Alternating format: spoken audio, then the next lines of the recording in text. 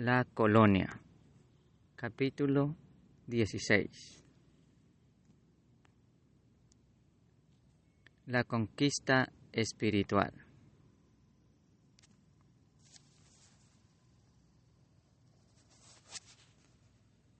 Los frailes ayudaron eficazmente al logro de la conquista española. Enseñaron artes, oficios, el idioma español y la religión cristiana. En 1523 la orden religiosa de los frailes franciscanos visitó Tepehuapulco, haciendo que sus habitantes quemaran el templo de Huitzilopochtli. Obligaron a los indígenas a construir templos católicos en la altiplanicie pulquera, el valle de Tulancingo y en el valle de Mezquital. La orden de los agustinos tuvo que evangelizar y levantar templos en los lugares más alejados como Meztitlán y Atotonilco el Grande, en la Sierra Baja, Molongo, Tlanchinol y Zacuatlipán, en la Sierra Alta y en Huejutla y en la Huasteca.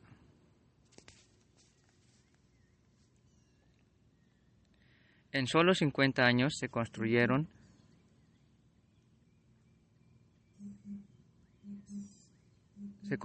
conventos y hospitales como el de San Juan de Dios en Pachuca, hecho por los frailes juaninos, y entre las obras más importantes de esa época está el acueducto de 42 kilómetros construido por el padre Francisco de Tembleque.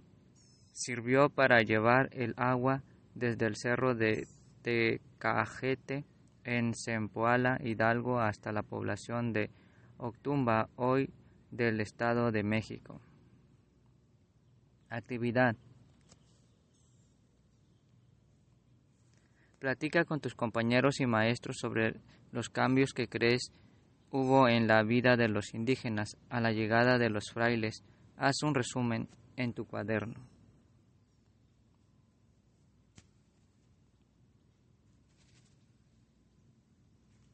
La economía en la colonia. Con el propósito de obtener riquezas de las tierras conquistadas, las autoridades españolas crearon la encomienda. Esta consistía en dar a los soldados españoles una gran cantidad de tierras y un buen número de indios para que las trabajaran. Eran dos las obligaciones que tenían los encomendaderos: enseñar a los indios la religión cristiana y mandar al rey de España parte de la riqueza obtenida. También hubo encomendaderos que pertenecían a las familias indígenas más importantes, por ejemplo, el conde Pedro Moctezuma en Tula. Las primeras encomiendas que se establecieron en el estado de Hidalgo fueron las de Huautla, Ixmiquilpan, Meztitlán, Pachuca y Tepeji del Río.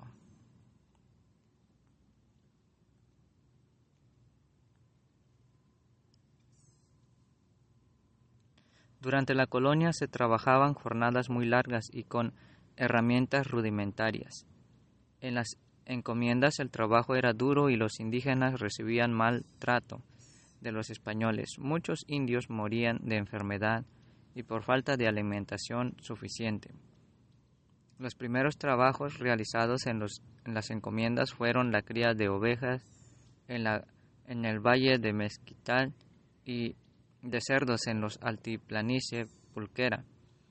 En esta región también se producía grana, un colorante natural que servía para teñir de rojo las telas y hacer tinta para escribir.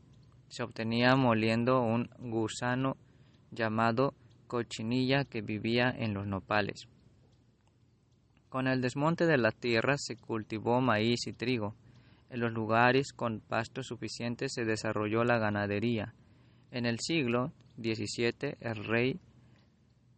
el rey levantó la prohibición que había para comerciar el pulque. Por eso aumentaron los plantíos de maguey o árboles de las maravillas, como lo llamó en aquel tiempo el fraile José de Acosta. Esto permitió usar las tierras que por disminución del agua ya no eran útiles para la agricultura. A partir de entonces, los ranchos establecidos en parte de la altiplanicie se volvieron magueyeros, porque el maguey es una planta que necesita poca agua para crecer.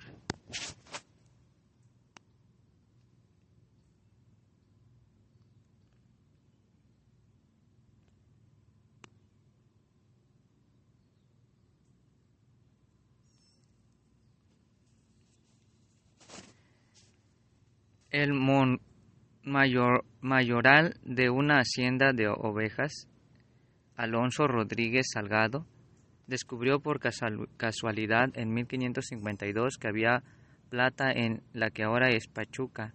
Las minas de Real de Pachuca resultaron ser muy ricas. También en otros lugares se descubrieron ricas vetas abundantes en oro y plata, como en Zimapán, Real del Monte Atotonilco. En 1555, Bartolomé de Medina descubrió una forma muy ventajosa de separar la plata, llamada método de amalgamación o de patio, con el que se elevó la producción de toda la Nueva España.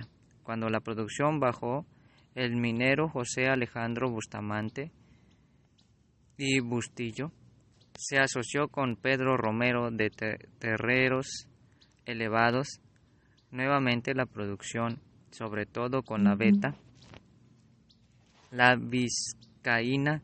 En la mina La Rica, los mineros de ella recibían sueldos miserables, lo que dio motivo a la primera huelga en América en el año de 1766. Pedro Romero de Terreros reunía una fortuna enorme. Fundó el Monte de Piedad de Ánimas, que sirvió como casa de empeño, hoy Nacional Monte de Piedad. Por la ayuda económica a la corona, el rey le concedió el título de primer conde de Regla. La minería fue una de las actividades más importantes de Nueva España.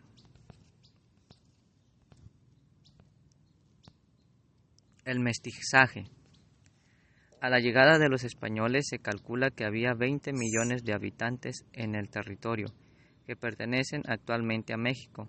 La guerra y las enfermedades que trajeron los conquistadores, así como la explotación de las encomiendas y las minas, hicieron que disminuyera la población indígena a 17 millones de habitantes en 1532, a 3 millones en 1568 y a 1 millón en 1608.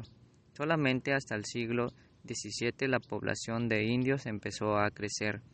Aunque la mayor parte de la población se ocupaba en la agricultura y la ganadería, el desarrollo de la minería permitió que se fundaran nuevas ciudades, se hicieron caminos y el comercio se desarrolló para poder resolver las necesidades que tenían los mineros. Así se fueron poblando regiones cada vez más lejanas. Los ricos españoles peninsulares y sus hijos nacidos aquí, llamados criollos, eran los dueños de la tierra, comercios y minas. Ocupaban puestos en el gobierno, por lo que fueron las familias más favorables. A los hijos de los españoles, nacidos de la Nueva España, se les llamó criollos.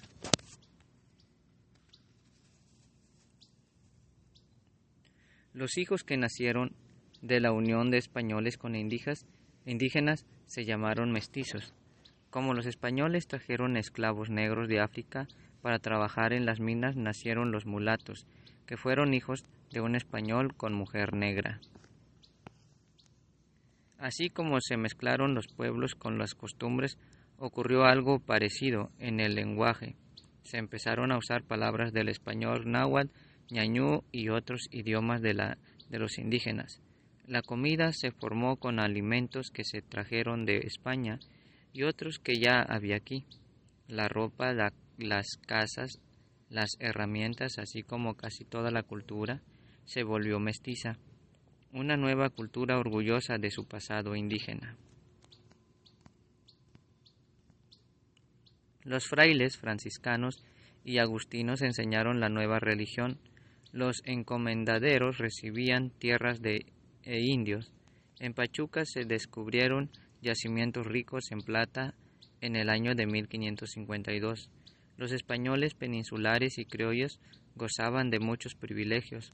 El lenguaje, el vestido, la comida, las costumbres, la religión, todo se volvió mestizo. Actividad. Entre todo el grupo y con ayuda del maestro, elaboren un periódico mural con dibujos y recortes. Pongan ejemplos del mestizaje de nuestra cultura. Pueden incluir formas de vestir, vivienda, religión, comida y tradiciones.